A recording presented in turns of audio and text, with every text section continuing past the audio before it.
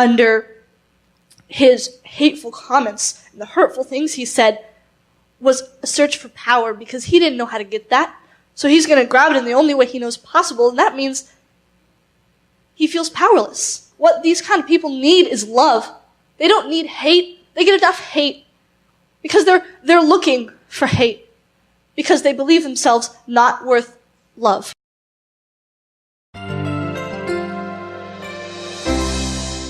Hello, a lot of people. All right. Hi, I'm Hunter. I'm from the junior teen group, and I'll be speaking about positive judgment. All right.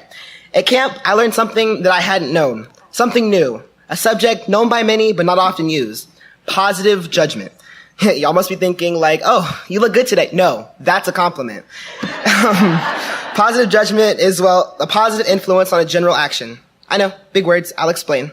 So, when you have a compliment, it's usually a physical or visual appearance of someone that you're judging. A positive judgment is when you go past what when you go past what the eyes can see and you see with your heart, which reminds me of camp. It's that, the feeling, that love, the peace, the happiness, the positive judgment they were showing me made me feel free. Not free of anything specifically, but free of being without doing that. Free to do without being judged, and freedom. Oh man, did that feel good. Let me explain so you know what it looks like. Okay, we have Rodney, we have Bob. Bob's version of positive judgment. Walks up to Rodney. Hey, you looking good, man. No, that's a compliment. What is with you guys and compliments? He's only basing it off of Bob's physical appearance. Now watch Rodney.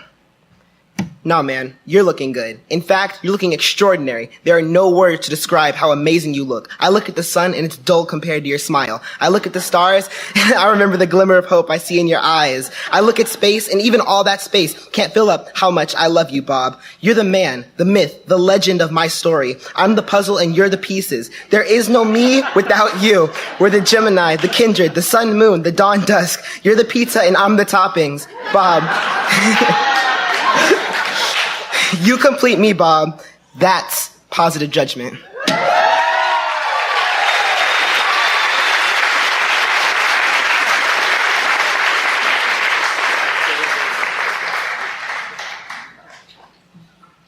right. I gotta agree with Hunter. Sitting down there is a lot smaller than suddenly standing up here. So, I'm Raphael, but I actually have a full name, which is Raphael 20AUG17 Sandoval.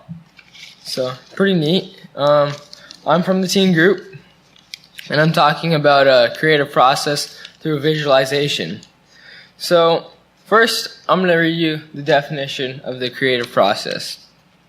So, the creative process is universal spirit operates through universal law, which receives the direct impress of thoughts, feelings, and beliefs, and brings them into form. This universal law is impersonal, consistent, and absolute. So, for me, back when I was just, so back at camp, we did this exercise where we had this pink box, okay, and it was over limits and fears, which has to do with the fact that you need to live outside the box. So inside the box you would write your fears and all the things you'd limit yourself with. So then you put the box on your head. And the point of it was just to kind of say that in the box it's much less comfortable than when you take the box off, when you take the fears away. For me, a more connected story is back when I was very small, very young, just a wee little bugger, probably about this tall. I was afraid of the dark, because, through the creative process, I would create all these monsters and things for me to fear in the dark. So, as I got older, and this took many years. It wasn't just a day thing where I was just afraid and then, it's gone. It took me a while to learn that if I can create these monsters, if I can create this fear, then why can't I create something to defend myself, something to protect myself from this very fear? So to a sense, I created these guardians, these people in my own mind that I could go those places without having to fear what was there, because I knew, it doesn't matter because I got my own group to protect myself, so what do I care? So the definition of visualizing is the process of using that which you see in your mind to create what you want to see. So as you can see, it has to do with the fact that what you see in your mind is created in the real world. So for people, you have to understand that what you see in your mind is what happens around you. It's based off the experiences you experience as well as the things you see. Because, like, you could see something that doesn't necessarily happen to you, but because you saw it, you're a part of it. And so thus, it's your reality. It's what you surround yourself with. So based off of this, you might realize that many facts or other things that you base off of are all what you create for yourself. So, like, the facts. Well, what do you call a fact? Is it something that's true? Well, when you look at the fact, it's double-sided. You have 2 points to it. It can be wrong, it can be right, or it can be wrong. And so the truth is, a fact isn't really a fact, it's just a reinforced opinion.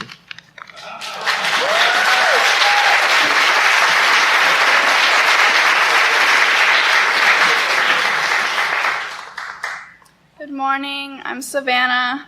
Just want to thank you guys for showing up here today. So we just returned from our teen camp in California, and I just don't really know what to say because it was just such a wonderful experience.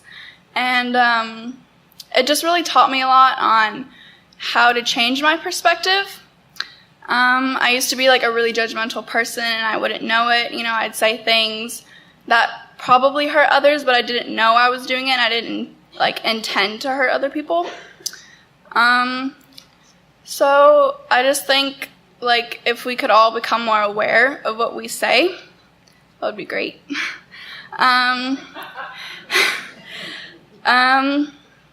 This camp just really taught me how to love people no matter what they do to you. You know, you just have to just still love them because they need it. It taught me to forgive but not to forget. It taught me how to accept things and situations even if I don't understand them.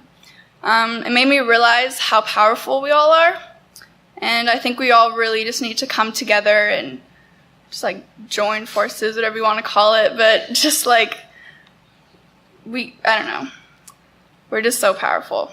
I think it's really important for us to see the light in everything, especially with all the negativity that surrounds us today. I know we all complain about problems that are going on in our world.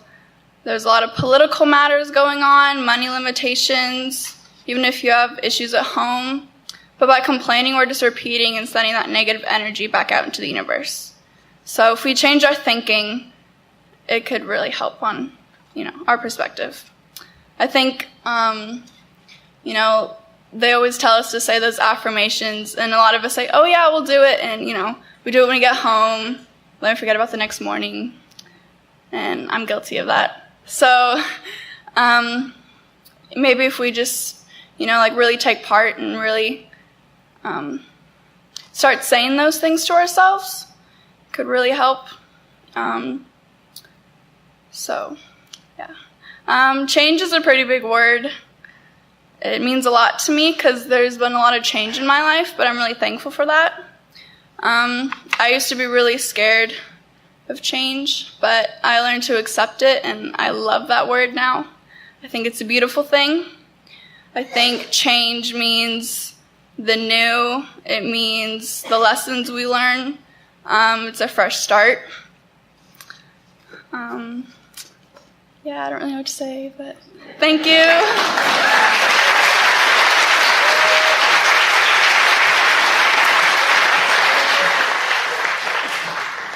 Hello, my name is Alyssa Gonzalez, and first of all, I want to say thank you to all of you who helped contribute into our fundings of going to camp. It means a lot to us. So I'm going to be talking about oneness and mindfulness. Okay, so all is one. I started coming here 2 years ago, and I've been hearing that, like, those whole 2 years, and I didn't understand it. And it doesn't make sense because it's what we learned, but as a teenager in the society we're in, I know that I'm guilty of it, and my friends are guilty of it, and we've talked about other people, and we don't mean it, like Savannah said, but it just happens sometimes. And it wasn't until camp that I actually learned what oneness meant, because being there, like, I can't even describe the feeling there. It was pure love. Like, everything there, it was love. And an example is us teens before camp. We knew each other's names. We knew who we were, but we didn't connect as much. And being together for a week, we saw that there was no division. We were all one, and it brought us together, our love and our light. So, and what helps me practice oneness is mindfulness, because the great thing about it, it is available anytime, anywhere. And it's not about being happy all the time. That's what I used to think. But being aware of your life as it is and being in the moment. Thinking keeps us away from that sometimes. So I have some steps for you to practice. So number 1, when you notice your thoughts, observe. When you think of something that you don't really mean or want to have in your head, just let it go. Just like that. It's that easy.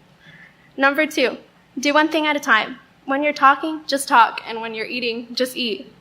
Think about what it's like to pet your dog and do only that. Number 3, do it slowly. When you eat, take in every bite as if it were your first bite. Step 4, do nothing each day. 5 minutes a day is enough. It helps you become more aware. I read this book that my mom bought me called Mindful Teen, and I have an exercise that I challenge you all to do tonight before you go to sleep. So, tell yourself that you have nothing else to do and nowhere to go. Simply allow yourself to just be. Connect with your breath and start to bring awareness to your body. So here's the exercise. Breathe in, smile to your left foot, and say, breathing in, I'm aware of my left foot. Breathing out, I smile to my left foot, aware of my left foot, smiling to my left foot. Then, with the next breath, gather your awareness and slowly switch to your right foot. There's no wrong or right way to do this. Keep doing it until you have gone through your whole body, your chest, your head, your arms, everything. And at last, thank yourself for taking the time to take care of your body. This can help with stress or pains, and with oneness like it helps me. This exercise and being mindful has helped me realize that we are all one, there's no division, and we are all God. Thank you.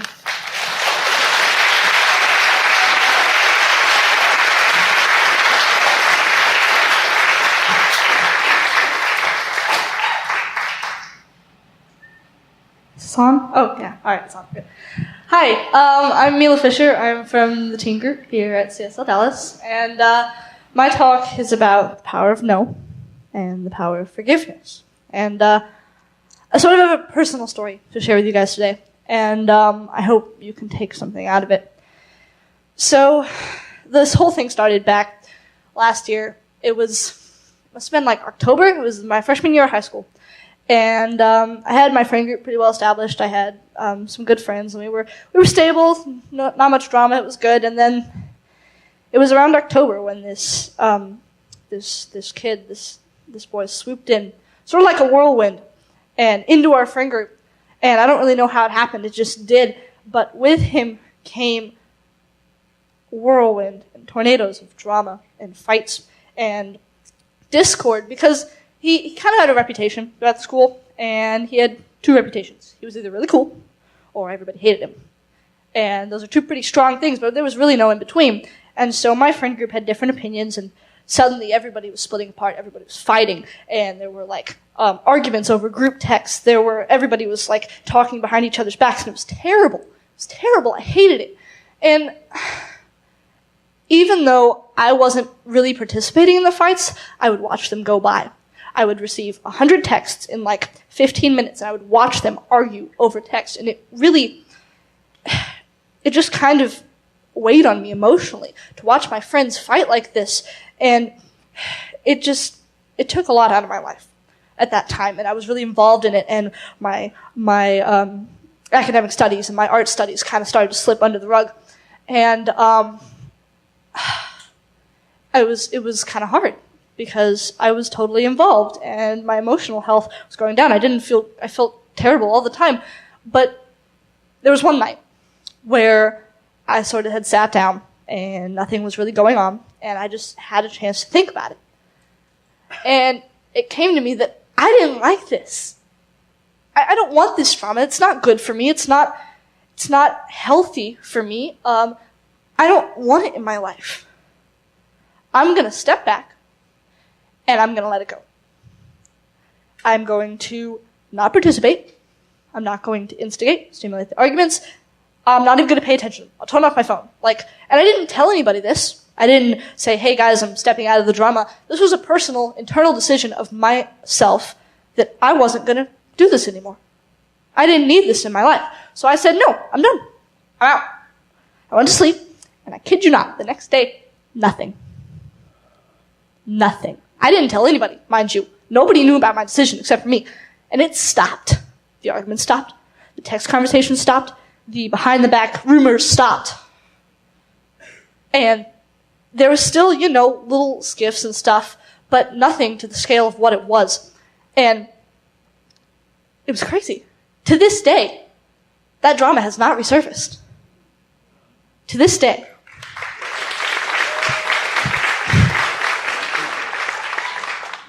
Now, after that, this kid who came in, he was the center of it all. And it took me a long time to forgive him. Because he had said some hurtful things to me, and more importantly, my friends. I was mad at him. I was upset. I didn't like him. It took me a while to forgive him, but after I stepped back, I kind of started seeing him differently. I saw that under his projected ego was insecurity.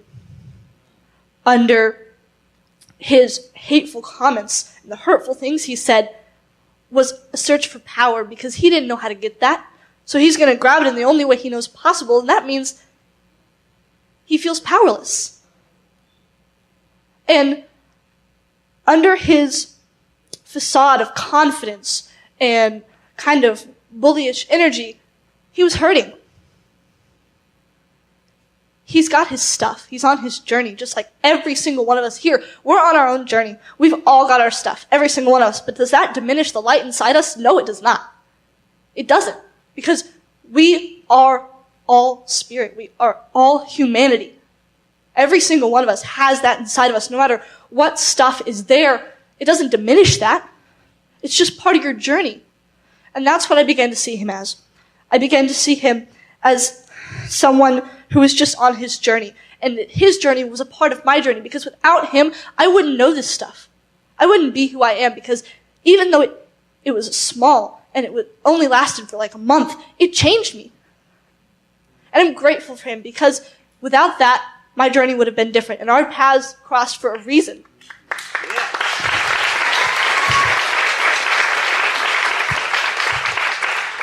Eventually, I learned to love him. Far away, mind you, but I still learned to love him and give him love, because he needs love. And I invite you, every single one of you, to find someone in your life that maybe is not acting so great, that maybe isn't making the best choices, and maybe is hurting you. Now, that doesn't mean you have to let them in to hurt you further. It just means give them love. From a distance, but give them love. Because what these kind of people need is love. They don't need hate. They get enough hate because they're looking for hate, because they believe themselves not worth love. So that's what we need to give them. Thank you.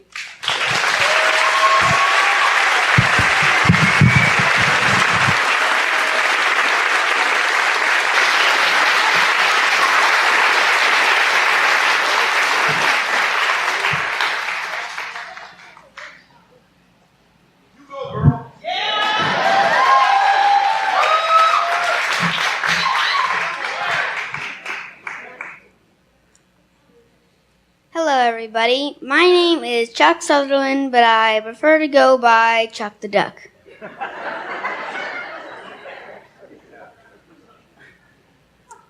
So, today I'll be talking about the universe and your couch.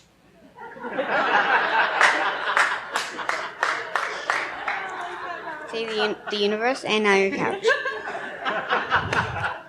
When you're exploring the universe on your couch, when I first told you, you're obviously saying, wait, what? Oh, it's really easy. All you have to do is simply meditate and feel the connection, then all life will be visible, including life out of this world. Where? Anywhere is a great place, obviously. At home, at work, at home, even on a plane, and of course, like I said, on your couch. Who? Anyone. You. Life is available to everyone, obviously. All you have to do is accept it. Why? By doing this, you can regain knowledge. I like to explore past lives when I meditate. Some people like to learn from the universe and ask questions about the universe. Meditating can clear the mind from negative thoughts, because you don't want those, obviously. It also helps with hard decisions. Any time is a great time to accept light, the universe, and of course, love. All of us are one. While meditating, imagine you're one with everything. By doing this, it helps you connect to the universe. Try memorizing that we are all one with everything. It will help you explore the universe from your couch. And Hovercat. The end.